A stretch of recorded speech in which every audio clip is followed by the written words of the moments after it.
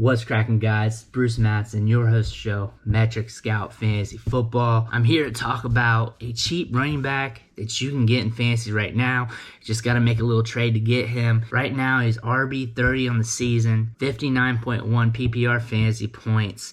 Pretty much being left for dead in fantasy. Not many people's high on him right now, and that's Miles Sanders. Pretty much he was an RB1 for week 1, and then he ghosted on us for the rest of the season. But he's due to make some waves. He's one of the top running backs in the league with a 14% target share. Kenny Gainwell was stealing some of the workload, but last game he only got 1 touch, and he was out-touched significantly by Sanders. Also, he's on the field a lot. He's second in the league among all running backs with an 86% snap share. Also 7th in the league among running backs in snaps played. So consistently on the field. He's getting used in the passing game.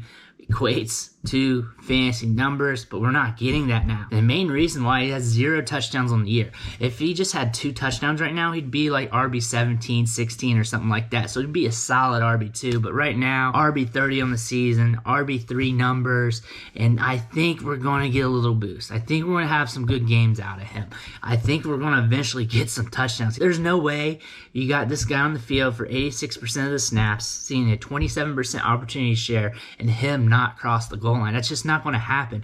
This team moves the ball a little bit. They're not perfect. They're 2-4. They run their offense kind of strange. Jalen Hurts hasn't been playing too well, but they got to flip the script eventually. I get it. They're running a 62% pass rate. They're not running it a lot, but I think the tides are going to shift sooner than later. I see them at least trying out the run a little bit more, trying Miles Sanders a little bit more. I know that they've came back. The coaching staff said that they want to get him more involved, and I believe that. You got a guy on the field that has the potential to make a big play happen on any given moment. He's 4th in the league with 5 carries of 15 yards or more on just 72 carries throughout the entire season. It's not like he's got the same amount of volume as the top end guys. So imagine if he was getting 100 plus carries by now, he would have even more big runs. The price is cheap. You can kick the tires on him, see what you can get.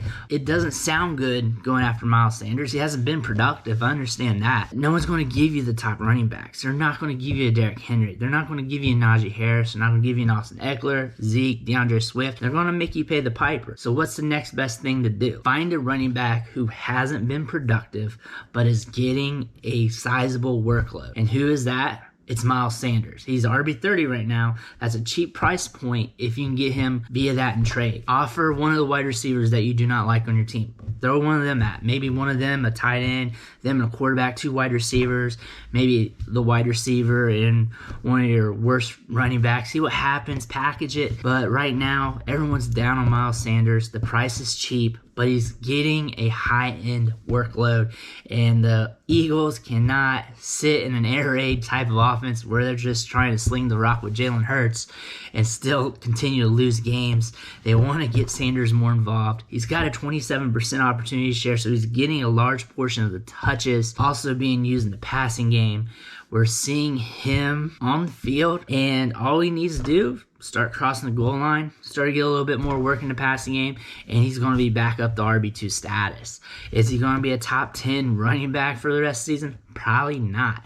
But if you're a mid-tier team in your league, you need a running back. A lot of people do because the injuries have been bad. Now we got bye week. You need a back right now to fill that void. Miles Sanders is a cheap get. Opportunity is king for running backs. Miles Sanders right now, he's getting that. It's just not working out. And the fact that it's not working out right now can play in our benefit because eventually this workload has to work to the mean when it comes to a production standpoint, because eventually has to start hitting some point, some way, somehow, sometime. Eventually he's going to start crossing the goal line. He's going to start pulling out bigger runs, getting more usage in the passing game, and the team's just going to have to start using him a little bit more, start implementing him more in the offense. I believe that's going to at least happen somewhere down the line this season. I think he's a fabulous buy because he's going to be dirt cheap. His managers are just going to want to give him away if you give him something good from the wide receiver standpoint. Maybe you should be offering that extra quarterback on your roster along with something else. Just see what you can get from Miles Sanders. Kick the tires. see what you can get in trade negotiations. Maybe just straight up ask them what they want for them. But I would start off offering a wide receiver that has some value that you're willing to part with on your team to see if you can build back up at running back. And maybe you can just make the trade a little bit bigger. He adds another player, you add some other players, but see what you can do to get Miles Sanders on your fantasy teams. I imagine there are probably people out there in some leagues thinking about dropping him because he really hasn't done much. That is an indicator that you can get him cheap via trade and see what happens. Miles Sanders is a guy you want to see if you can get via trade cheap, because right now the price is rock bottom, and league to league it's going to be different. I think he's got the upside. He's at least got the volume to help him out. I don't want to thank you for watching the show, sticking with me. Make sure you hit that subscribe button on the way out. Every subscription matters. It fuels me to keep putting out this content. It fuels me to go over the highlights, the film, helping you with your fantasy teams and everything else. Again, I want to thank you, and I'll catch you next time.